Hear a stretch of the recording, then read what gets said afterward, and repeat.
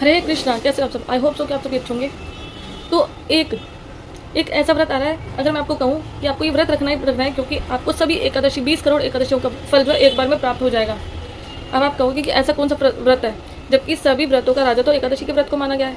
हाँ, एकादशी के व्रत को माना गया, लेकिन इससे भी बड़ा जो है फास्ट जो है आ रहा है, वो भाद्रपद मास के कृष्ण पक्ष की अष्टमी तिथि को मनाया जाएगा। वो है 16 तारीख को श्री कृष्ण जन्माष्टमी।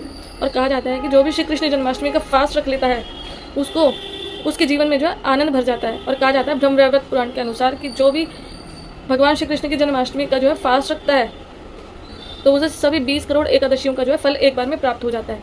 और कहा जाता है जो भी श्री कृष्ण जन्माष्टमी का जो व्रत रखता है उसके घर में जो है माता लक्ष्मी जो है स्थायी रूप से निवास करती हैं, और जो भी आप कार्य करने का प्रयास कर रहे हैं वो भी सफल हो जाते हैं। और जब भी जो भी ये कृष्ण जन्माष्टमी का व्रत रखता है और उसका अंत समय आता है तो भगवान को अगर कोई याद नहीं कर पा रहे तो भगवान खुद उसे अपना स्मरण दिलवा देते हैं।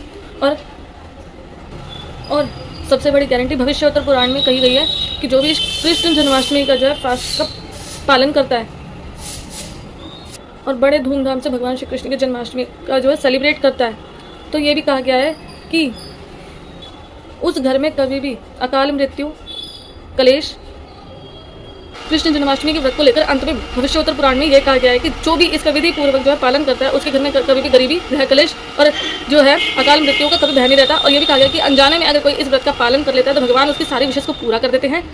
और अगर एंड टाइम पे अगर वो अपनी स्मरण शक्ति से भगवान को याद नहीं कर पाता तो भगवान उसकी स्मरण शक्ति में खुद आ जाते हैं और भगवान अपनी याद दिला के जो है उसको अपने साथ अपने धाम ले जाते हैं। हैप्पी श्री कृष्ण जन्माष्टमी। आप सभी को कृष्ण जन्माष्टमी की हार्दिक शुभकामनाएं। हरे कृष्णा, हरि बोल। जगतगुरु श्रीला प्रभुपाद की जय।